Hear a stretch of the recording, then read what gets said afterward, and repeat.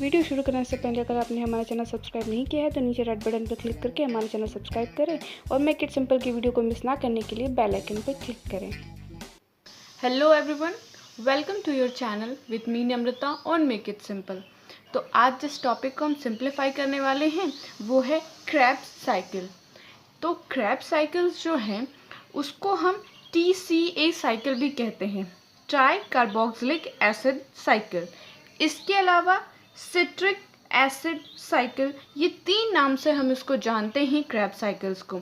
जो crab cycles है इसको सबसे पहले हैंस क्रेब्स ने 1943 में इसकी स्टडी की थी और इन्हीं के नाम की वजह से इस जो साइकिल है, पाथवे है, इसको हम क्रैब साइकिल कहते हैं। ग्लाइकोलिसिस के बाद ये सेकेंडरी पाथवे है।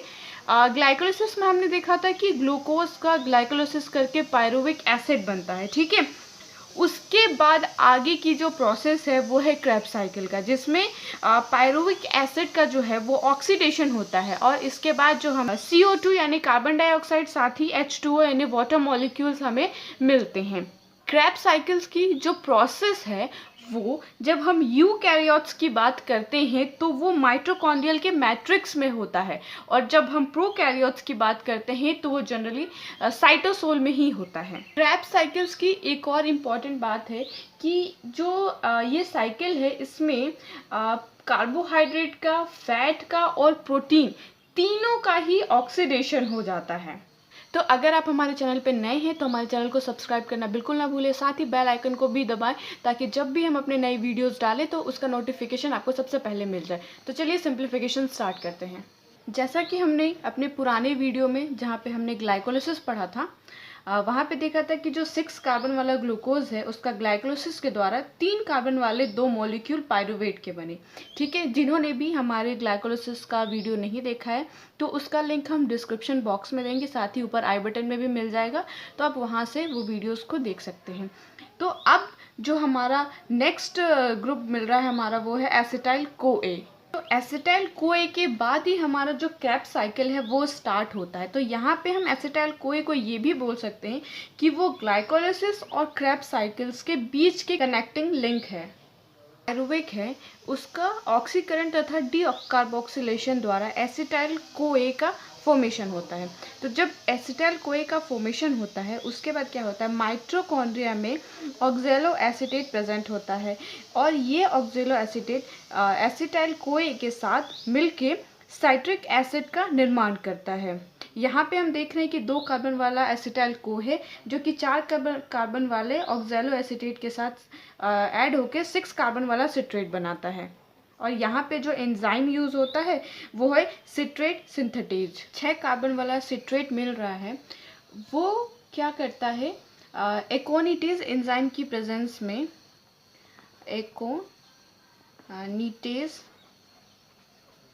एकोनिटेज एंजाइम की प्रेजेंस में सिट्रेट जो है वो सबसे पहले एक वाटर मॉलिक्यूल को निकालता है जिससे वो सिस एकोनिक एसिड में कन्वर्ट होता है और सेकेंड टाइम में दोबारा से वाटर मॉलिक्यूल को ग्रहण करके वो आइसोसिट्रेट में कन्वर्ट होता है। अगले स्टेप में हम ये देख रहे हैं कि जो हमारा आइसोसिट्रेट है वो अल्फा कीटोग्लूटारिक एसिड में कन्वर्ट होता है जो कि 5 कार्बन वाला मेंबर है। यहाँ पे डिहाइड्रोजिनेशन की प्रोसेस होती है जहाँ पे आइसोसिट्रिक डिहाइड्रोजिनेज एंजाइम यूज होता है और यहाँ पे हमारा NADH का एक मॉलिक्यूल रेडी होता है जो कि NAD से कन्वर्ट होके NADH का एक मॉलिक्यूल मिलता है, साथ ही हमें कार्बन डाइऑक्साइड का एक मॉलिक्यूल यहाँ से हमें मिलता है। अगले स्टेप में हम पढ़ते हैं, यहाँ पे अल्फा कीटोग्लूटरिक एसिड जो है इसका यहाँ पे ऑक्सीडेटिव डीकार्बोक्सिलेशन होता है जहाँ पे जो रिजल्टिंग प्रोडक्ट बनता है वो है सक्सिनाइल CoA बनता है और यहाँ पे जो एंजाइम यूज होता है वो है अल्फा कीटोग्लूटरिक डिहाइड्रोजिनेज एंजाइम। और यहाँ पे एक और हमें कार्बन डाइऑक्साइड का मॉलिक्यूल साथ ही NAD से कन्वर्ट होके NADH मॉलिक्यूल हमें मिलता है। जो सक्सेनाइल CoA है 4 कार्बन वाला मॉलिक्यूल, ये सक्सेनिक थायोकाइनेज एंजाइम की प्रेजेंस में सक्सिनेट में कन्वर्ट होता है और इस प्रोसेस में हमें एक जीटीपी का मॉलिक्यूल भी मिलता है।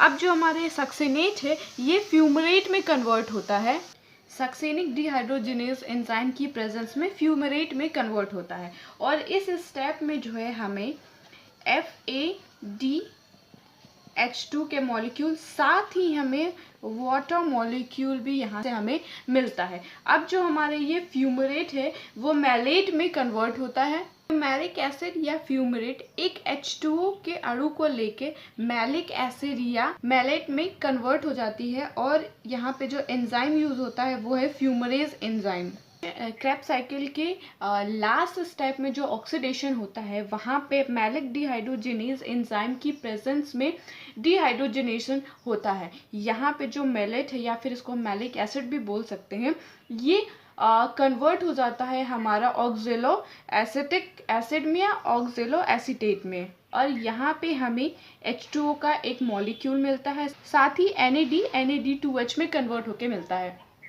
अब हम यहाँ कैलकुलेट करेंगे कि कितने अमाउंट में यहाँ एनर्जी का जनरेशन हुआ है। जो ग्लूकोज के एक मॉलिक्यूल से पायरुवेट के 2 मॉलिक्यूल बने, उसके बाद इनका ऑक्सीडेशन हुआ, तो जितने भी हमें ATP से FADs मिलेंगे वो डबल अमाउंट में मिलेंगे। तो अभी हम यहाँ पे सिंगल अमाउंट में देख लेते हैं कि जो NAD हमें मिला है, NAD हमें कितना मिला है,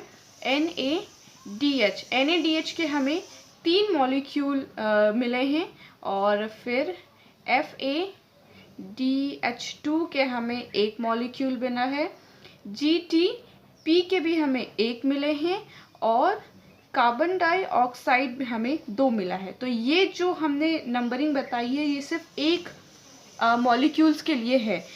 जब हम 2 मॉलिक्यूल्स की बात करेंगे तो इस अमाउंट को हम दुगना कर देंगे, तो NADH के 6 मॉलिक्यूल हो जाएंगे, FADH2 के 2 मॉलिक्यूल हो जाएंगे, GTP के 2 हो जाएंगे और कार्बन डाइऑक्साइड के 4 हो जाएंगे। ये सभी अब एंटर करेंगे इलेक्ट्रॉन ट्रांसपोर्ट चेन में ATP के जनरेशन के लिए। इस पाथवे को मैंने बहुत ही सिंपल वे में आपको समझाने की कोशिश की है। आई होप आपको ये सिंप्लीफिकेशन पसंद आया होगा। अगर इस पाथवे से रिलेटेड आपको कोई क्वेश्चन पूछना है तो आप नीचे कमेंट बॉक्स में हमें कमेंट करके बता सकते हैं। साथ ही अगर आप किसी दूसरे टॉपिक पे मेरा वीडियो देखना चाहते हैं तो नीचे कमेंट करके ज़रूर बताइएगा, मैं पूरा ट्राई करूँगी इस टॉपिक पे वीडियो बनाने की। साथ ही अगर हमारा ये वीडियो आपके लिए ज़रा भी हेल्पफुल रहा हो तो इस वीडियो को प्लीज़ लाइक और ढेर सारा शेयर करिए, दूसरों तक भी वीडियोज़ को पहुँचाइए। हमारे इस वीडियो को देखने के लिए आपका बहुत बहुत धन्यवाद। Thank you.